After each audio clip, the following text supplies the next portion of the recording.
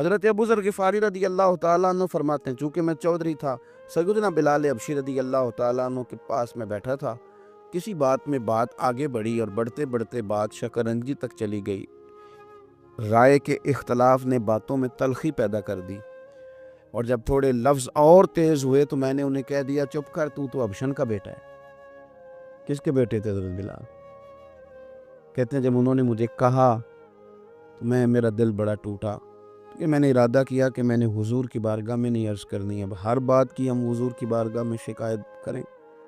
لیکن میں جا کے مسجد میں بیٹھا اور جب سرکار آئے نا، ارادہ نہیں تھا کہ عرض کروں گا، لیکن حضور کا چہرہ دیکھا تو دکھ میرا خود ہی تازہ ہو گیا۔ رونے کا بھی تو تب ہی مزہ آتا ہے نا کوئی اپنا ملے تو۔ فرماتے ہیں کہ میرے آنسو نہ بغیر اختیار کے چھلک پڑے اور میں کھل کے روئے، کھل کے۔ قربان جاؤں محبوب کے بھی حضور نے پاس نہیں بلایا، بلکہ نبی پاک اٹھ کے خود میرے پاس آئے اور مجھے کندھوں سے پکڑ کے سینے سے لگایا، اور جب میں کھل کے رو لیا تو حضور میرے آنسو پوچھنے لگے۔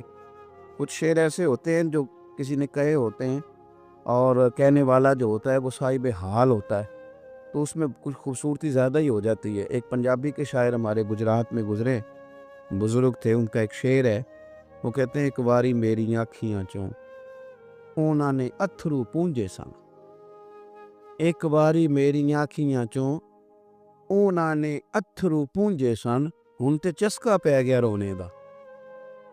ایک باری میری آنکھیاں چوں اونا نے اتھرو پونجے سن، ہن تے چسکا پی گیا رونے دا، تے ہر ویلے آہو زاری دا۔ تو میں روز رونے لگا ہوں، مزہ ہی بڑا آیا ہے جب سے محبوب نے چپ کرانا شروع کیا میرے عزیز۔ اور پھر حضرت بلال حبشی رضی اللہ تعالیٰ عنہ چونکہ حضور کے غلام تھے اور انہیں پتہ تھا کہ سرکار میری ناز برداری کرتے ہیں، حضور نے چپ کرایا۔ فرمایا کیوں روتے ہو؟ تو عرض کرنے لگے یا رسول اللہ صلی اللہ علیہ وسلم، اگر میں ابشن کا بیٹا ہوں تو میری تو غلطی کوئی نہیں ہے، یہ تو تقسیم اللہ کی ہے نا۔ الذی خلقک فسواک فعدلک فی ای صورت ما شاء رکبک، جس طرح وہ چاہتا ہے، جس کو چاہتا ہے اس طرح کی اس کی صورت بنا دیتا ہے۔ تو مجھے ابشن کا بیٹا کہا جاتا ہے، میری غلطی کیا ہے؟ حضرت بلال نے بھی نہیں بتایا کس نے کہا، لیکن نبی پاک صلی اللہ علیہ وسلم نے کیا فرمایا؟ امام یوسف صالحی نے لکھا ہے، ذرا غور کرنا بات پر، تسلیاں لوگ اور رنگ میں بھی دیتے ہیں، پر یہ تسلی بڑی انوکھی ہے۔ حضور فرمانے لگے بلال اگر تو ابشن کا بیٹا تو پریشان کیوں ہوتا ہے؟ کالے رنگ والی ماں کا بیٹا ہے تو پریشان کیوں ہوتا ہے اگر تیری والدہ کا رنگ کالا ہے تو؟ عرض کی حضور آپ کیا فرمانا چاہتے ہیں؟ تو سرکار فرمانے لگے میں دو ماؤں کا بیٹا ہوں، ایک جناب آمنہ جنہوں نے مجھے پیدا کیا، اور ایک حضرت ام ایمن جنہوں نے میری پرورش کی، مجھے بڑا کیا۔ حضور فرمانے لگے میری ماں آمنہ کا رنگ گورا تھا اور میری ماں ام ایمن کا رنگ کالا ہے۔ تو فرمایا اگر تجھے کسی نے کالے رنگ والی ماں کا بیٹا کہا تو اسے کہہ دینا مدینے والے محبوب کے بھی تو ایک والدہ کا رنگ کالا ہے، تو کہہ دینا۔ حضرت بلال کہتے ہیں کہ وہ اس طرح کی تسلی تھی، طفل تسلیاں نہیں جس طرح کی ہمیں دی جاتی، وہ اس طرح کی خوبصورت تسلی تھی کہ اس کے بعد میرا دل ایسا ٹھنڈا ہوا، پھر کسی کا تانا نہیں رہا، پھر کسی کی تکلیف نہیں رہی۔ رسول پاک صلی اللہ تعالیٰ علیہ وسلم نے یہ جو آج تقسیم ہے ہمارے ہاں اونچ نیچ کی، چھوٹے بڑے کی، ذات برادری کی، حضور فرماتے ہیں میں نے پاؤں کے نیچے رکھ کے کچل دی، اب اس کا کوئی سٹیٹس نہیں رہا، اب یہ کوئی معاملہ نہیں۔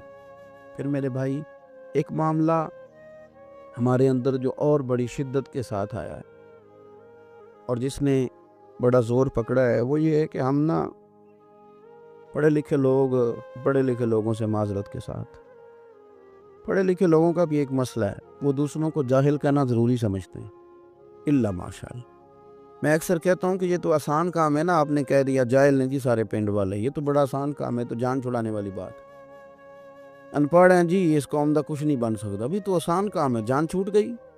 میں بھی کھڑا ہوتا ہوں نماز جنازہ کی امامت کرنے کے لیے، کبھی تو کہہ دیتا ہوں کہ جناب آج لوگوں کو نماز جنازہ کی دعا نہیں آتی، تو سوچتا ہوں کہ اگر کسی نے کھڑا کر کے پوچھ لیا کہ آپ نے کتنے لوگوں کو یاد کرائی ہے، ہم نے کبھی کہا کہ آؤ بیٹھو یاد کراؤں، تو اس کا جواب کیا ہے؟